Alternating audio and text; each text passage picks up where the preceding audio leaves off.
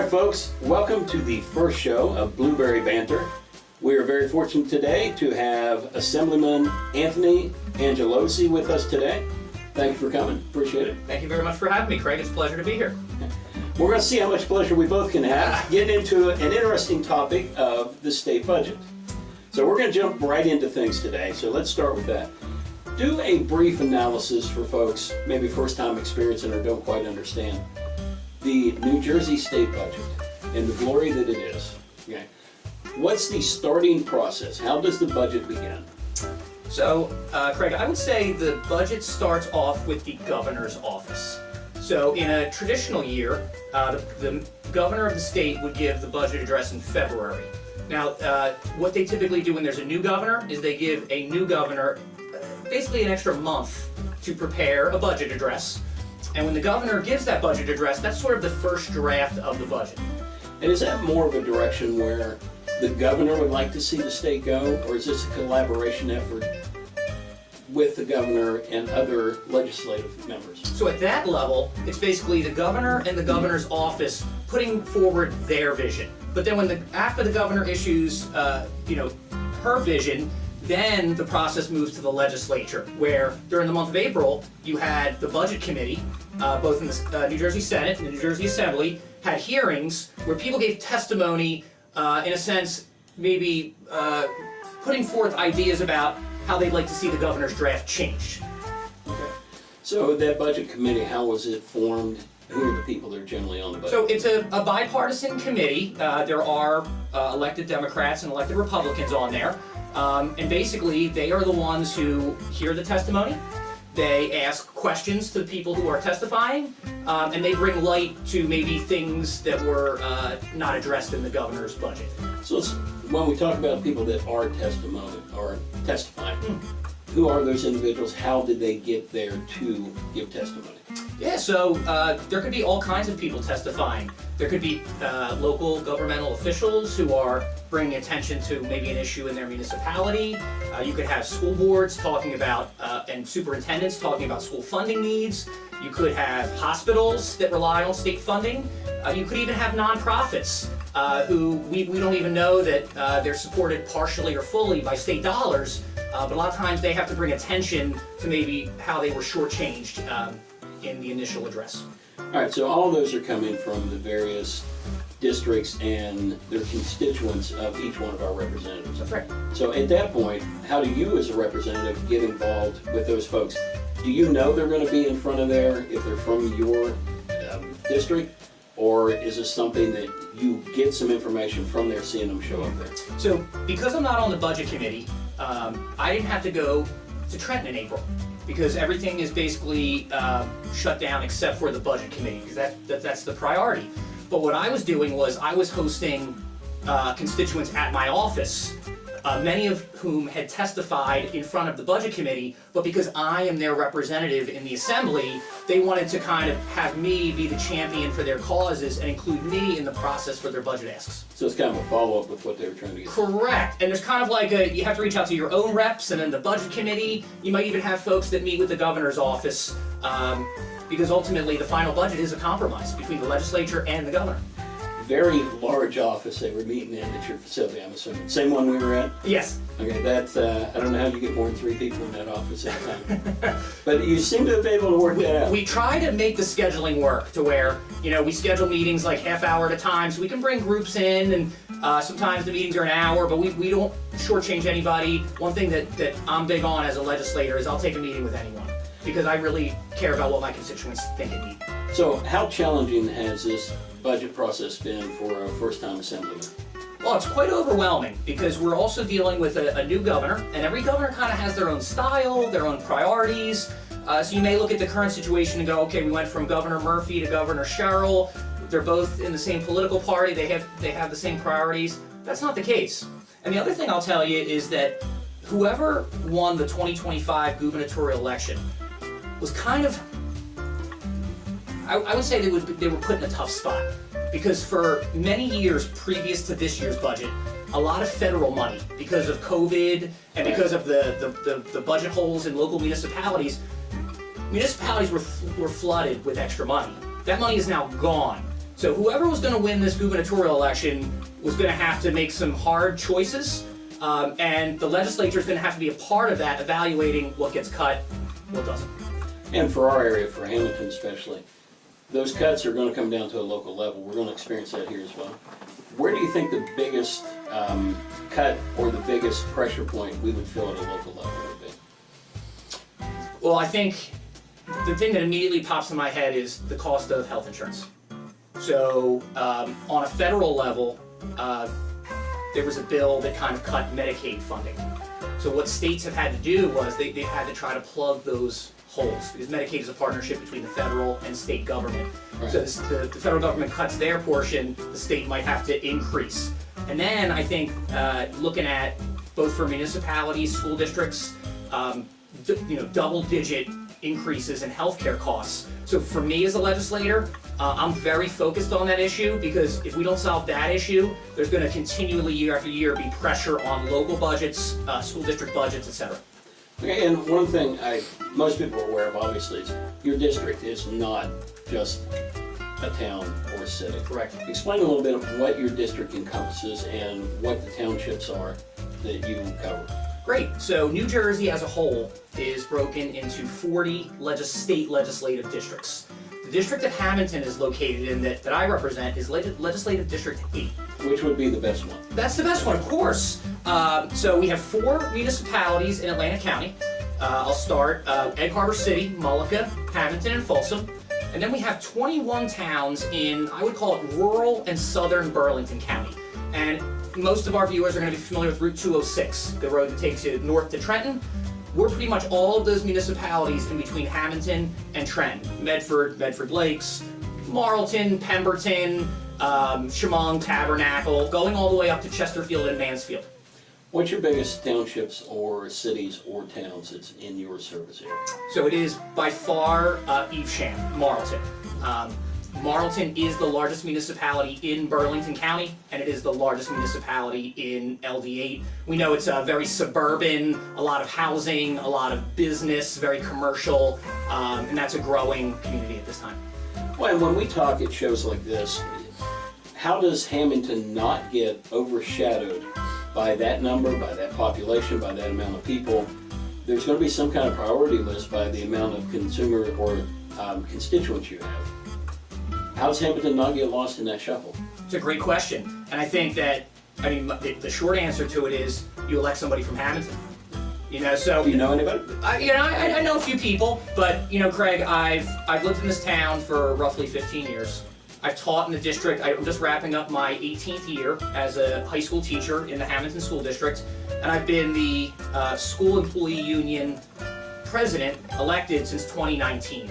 So I'm ingrained in this community. I know this community's needs. A big part of LD8 is agricultural and rural interests. So I think that because that is a major focus of the district, Hamilton kind of fits in with that, but we know that we have our unique needs, and that's a big selling point for why I ran. Saying that I know kind of what Hamilton needs, I can take that to Trenton, and I can make sure that Hamilton gets its fair share from the state government. What do you think your best opportunity or best advantage in doing that is? So I guess the advantage is a few things. It doesn't hurt to be in the legislative majority. So right now, if you look at the New Jersey Senate and the New Jersey Assembly, the Democratic Party has the majority. And there are just certain benefits that go along with being in the majority. I think in addition to that, being the same party as the governor, having the governor's cell phone number to where if you have something going on here in Hamilton that needs urgent attention, we can reach out to the governor's office or the governor directly and try to get things handled appropriately. Yeah, I think one of your biggest challenges, obviously, as a freshman legislator coming in, it's going to be relationships. It's going to be getting the positions in line. And it's also, that's the same thing we're looking at from Hamilton, is it's a freshman legislator. Yep. Again, how does that move forward? And let's actually start with the budget process itself. Yeah. After they've decided the budget and they're more set on what they're going to do, Okay. how is that money going to be distributed to the different districts? And how would you play into that scenario being a freshman? So Craig, the process that you're talking about is, they're called budget resolutions. So we're not quite there yet, and it's not even guaranteed that budget resolutions are going to be a part of this budget. But what those budget resolutions are is, the best example I could give you is, you always hear members of Congress brag about how much in federal dollars they've brought back to their congressional district. It's almost a badge of honor. State legislators, in a way, have the same ability.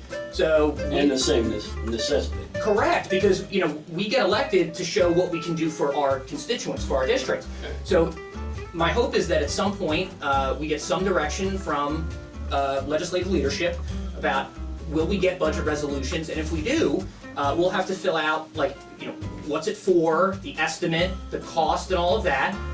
Get those submitted, and then the hope is that some, if not all, of those resolutions are honored, and that those projects within our district can get paid for, and we can pay for things that maybe local government can't pay for.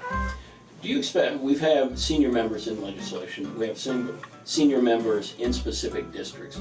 When those resolutions come down, would you assume they are going to get the majority of that money and the majority of that options? Well, it's obviously very tough to determine and predict who's going to get what money and this and that.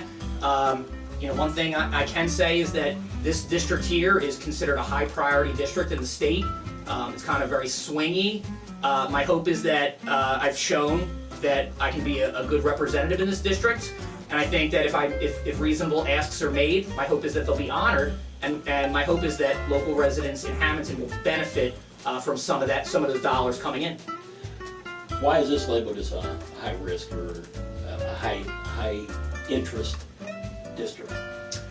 So I guess because it's what we would call in politics a purple district. This is a district that was under Republican representation for 50 years. So prior to my district mate being elected in 2023, Legislative District 8 had Republican representation for 50 years. So now, in 23, my district mate, Andrea Katz, took one of the seats. In 25, I took the other assembly seat. And now it's a mixed district because you have Senator Latham Tyver, who's the senator, who is of a different party. So in that process, we're still talking about it being very political. Sure. And being purple means there's going to be interest, quite frankly, because they want the political representation to be secured in a Democratic side. But I will tell you this, Craig, that just because, for example, you're like a Republican representative, you still put budget resolutions in, and they can still be honored. But like you said, there is a kind of an element of politics to it, sure. Yeah, and I think in some ways you think that would be advantageous to us because they want to try to secure the district. So that alone may be an advantage that you could take. And the way I view it is, as long as the people of Hamilton are getting their share and getting helped, I view that as a positive. I agree with that point. All right, so let's look at the process. Let's say resolutions go through, and you have a set of resolutions ready to go. Okay. Now, those represent a wide variety of townships in your community. I represent 25 towns. So over the month, during the course of the month of April, I had all sorts of school board members, municipal representatives, nonprofits, and they all kind of made the case for, here's our ask, if you have a budget resolution, here's something that we would like. I work together with my staff. We kind of keep track of all of those. And then internally in our office, we're going to have to make some hard choices about, what resolutions do we want to prioritize this year? Which ones can we maybe save for a future year? Which ones are not feasible based on other factors? So there is work on our end that needs to be done when we do find out if we do get budget resolutions this year. Sure. When you get those, do you expect a dollar amount? Or do you expect you're going to present a series of resolutions and that would determine how much money would come to the district? I think the latter would be the case. They'll probably say you get a certain number, and I could see it playing out where if you have maybe one really big ask, it's granted, maybe not. Whereas if you have several smaller asks, maybe they could all be granted. But once again, the final budget is, legislative leadership, the governor, and then they're going to make some of those choices, and then it gets kicked back to the members for the final approval and the budget vote. Okay. So what are, for instance, priorities you would see in that scenario? You said 29 25. 25. Yeah. We're trying to grow the district. Yeah, definitely. Yeah. We'll get another 4 in there somewhere. Yeah. All right, so you have that number of folks that have come in. I imagine you've seen a representative from each one of those, Yeah. and probably a couple in several cases. Sure. How many asks do you think you've had over the last, and through the budget cycle here? So I would say, like, just ballpark, anywhere from like 15 to 20 groups saying, hey, if you have any room for, or people or groups, if you have any room for a budget resolution, here's something we could really use. Some are very district specific, some are more, state of New Jersey, but we think you'd be a good fit to ask, stuff like, All right, let's get inside your head a little bit. Let's say you've got 20 sitting on your table right now. Sure. What is your process for narrowing that down? Because you're not going to present all 20, I'm assuming. It's really not feasible, Craig. And it's a little difficult, I think, to believe that not only as a freshman, although I think that is part of the challenge, but to send that many up from a district doesn't seem logical. Yeah, and they might cap you and say we only want 3 or 4 or 5 or whatever. Well, let's say they do cap. Let's say you're going to be capped at 4. Walk me through the steps you and your staff would take to determine who those 4 would be. So I think there's a number of factors. Because we represent 25 towns, if we put in 3 requests and they're all for the same town, the other 24 towns are not going to be very happy. But I think it's looking at, and it's a hard judgment to make, but who is the most in need? There are some things that people go to and they say, hey, if you can get money for the budget, if you get money in the budget for us, it'd be nice. But you have other people that are coming to you saying, we might have to close a school if we don't get this money. We might go out of business. We'll be laying off employees if we don't get this money. Certain towns have been hit harder with health insurance increases than others. We have some municipalities that are threatening to, possibly lay off school employees because they can't, fund their budget. So it's very hard, but we have to look at all the requests and see which are the most urgent and try to spread the dollars around the district to show that we're helping as many people as possible, because that is important to us as well. Folks, so for sure, the number 1 priority would be the urgency of the request. Yes. Okay, if you go into the number 2 position, would that be the number of people it can reach, or is there a second parameter that would be in your second position? So I think another factor is like the amount of the ask. It's easier, hypothetically, it's easier. Oh, that's interesting. It's easier for us to kind of get, if somebody asks us for a multi-million-dollar budget resolution, there's just not that many dollars to float around for every legislator in every district. It's a tougher So sell. if it's a more reasonable ask, it's a smaller part of the budget, you may be able to get it, and it doesn't have as large of an impact on the final budget. So I can get $500 for a new front lawn? Right, so it's about, I'm asking right now. right, it's about feasibility, it's about what makes sense, what's urgent, and I mean, I'll be honest with you, Craig, as I've had these meetings with folks that are requesting budget resolutions, it's heartbreaking. Because if it were up to me, everybody would get the money. Sure. Because everybody has a great story, and as an elected official, I truly care. That's why I got into this. I care about people. Unfortunately, part of being in elected office is you have to make tough choices. And that's kind of where I don't rely just solely on myself either. I trust my staff. I have very smart people working for me, and we sit down as a team and say, okay, what makes sense for us this year? And then just like with my experience as a union president, sometimes we negotiate a contract where we fight for something, we don't get it one bargaining cycle, we have to wait for the next one. I kind of view the budget resolutions the same way. Like, if we can't get you the money this year, maybe we'll see if next year's a better fit.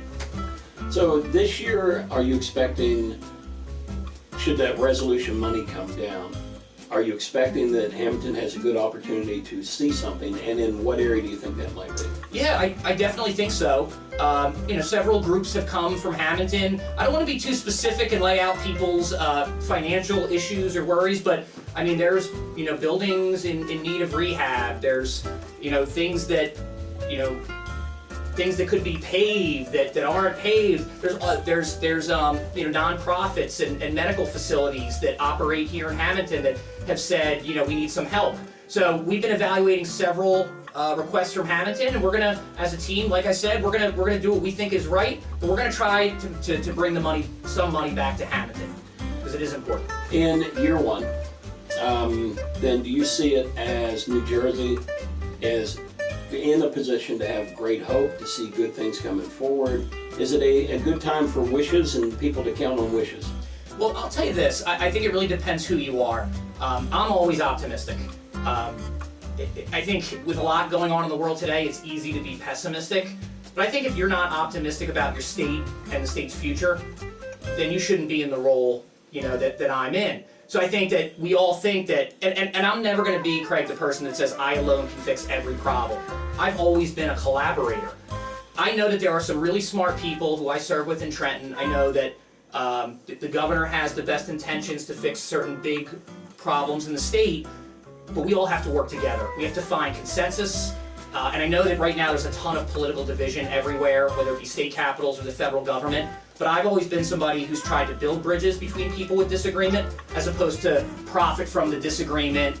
I've just found that trying to build compromise, build consensus among people that maybe have different views and live in different parts of the states, that's one of my gifts. I think would be really great, and even today, is if somebody had a birthday and they could make a birthday wish.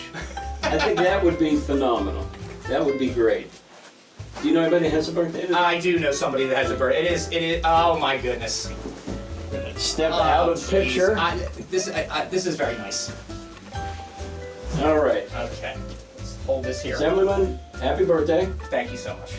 Your shot. Okay, Light ready? the candles. Yeah. All right. Now with that done, what would be your wish for New Jersey and specifically Hamilton in this year? So by far, the thing that I'm most worried about is people are having trouble keeping the lights on, paying their bills. I want to see lower costs for New Jersey residents. I don't want to talk to folks and hear them say, if my taxes go up again, I'm going to have to leave the state. So we have a lot of work to do. We have tough choices to make. But I pledge that in my voting record and everything that I do, I'm gonna do my darndest to lower costs for people living in this state, because they really, really need it. What do you think would be the #1 opportunity for you in energy costs? What can you do in your position to save our folks in our household money? Great question. It's a huge priority for me. We need to increase generation. Our problem right now is a supply problem. So, I'm an all of the above energy production guy. So I was proud to co-sponsor a bill that lifted the nuclear moratorium in New Jersey. So now it's going to, obviously it's going to be a process, but we're going to be able to develop new nuclear energy in New Jersey because of a bill I sponsored, and that's something I'm immensely proud of. And any kind of energy generation in general, I'm going to be in support of to try to lower those electric bills. Well, that particular project and things going forward, how soon would you expect that people in New Jersey, and especially Hamilton area, can expect that to hit their checkbook and their bottom? Well, and I'll say the reason why I'm an all of the above energy guy is that there are some forms of energy that are easier to get on the grid quicker, and that's like solar and battery. Okay. But then you have more reliable energy sources like nuclear, but it takes a long time to build those plants, and there's a lot of regulation and things like that.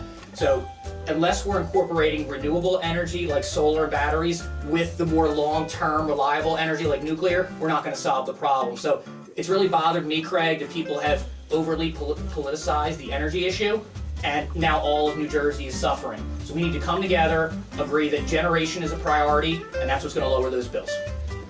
Well, we appreciate you coming on today. Appreciate you taking the time out. Folks, we are off camera going to eat some ice cream cake, which is open to the general public. Anybody's going to knock on the door in the next 10 minutes, because it's not going to last that long. So that's it for round 1 of Blueberry Banter. Thank you for joining us, and look forward to future guests we have from the area, and even having you back as well, as I'd expect.